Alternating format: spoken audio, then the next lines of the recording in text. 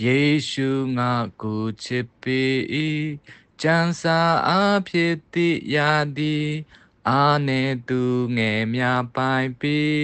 ကိုယ်တော်မြတ်စွာကြည်မှုပြီးဟောပိချစ်တော်မူဟောပိချစ်မှု၏ဟောပိချစ်တော်မူကျမ်းစာအဖြစ်တည်သည် ကောင်းကင်ဘုံ၌ရှိတော်မူသောအဖချစ်ချင်းနှင့်တနာခြင်းအတွက်ကျေးဇူးတင်ပါသည်ကျွန်တော်တို့ကိုအလွန်ချစ်တော်မူသောကြောင့်ကျေးဇူးတင်ပါသည်ယေရှုနာမ၌ဆုတောင်းပါ၏အာမင်